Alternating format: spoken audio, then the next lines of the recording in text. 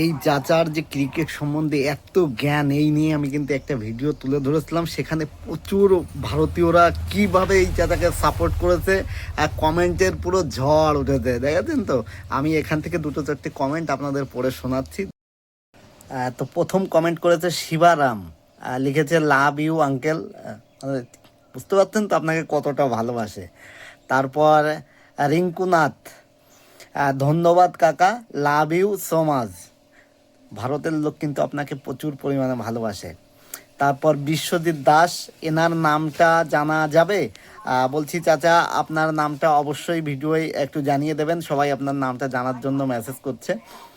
তারপর বিদ্যুৎ কুমার, আমিও ওনাকে চিনি, ওনার বেস্ট প্লেয়ার হার্দিক পান্ডিয়া। তো আমরা যেমনটা জানি আপনি হার্দিক পান্ডিয়াকে আপনার বেস্ট প্লেয়ার মনে করেন, তো সবাই সেটা জেনে গেছে। তাপস দাস, আপনাকে অসংখ্য ধন্যবাদ আমাদের পক্ষ থেকে, মানে আমাদের বলতে ভারতবর্ষের পক্ষ থেকে আপনাকে অসংখ্য ধন্যবাদ জানানো হচ্ছে।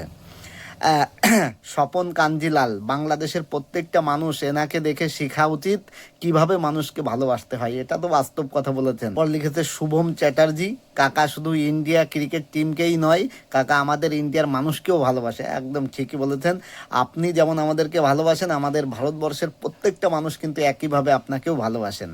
তরুপা স্মৃতি লিখেছে, কাকা আপনাকে ভারতে আসার আমন্ত্রণ রইল, আপনার ভারতে আসার ব্যয়ভার ভারতীয়রা বহন করবে, আপনি শুধু হাসি মুখটা নিয়ে আসুন, আপনার ভিসাও ফ্রি হবে।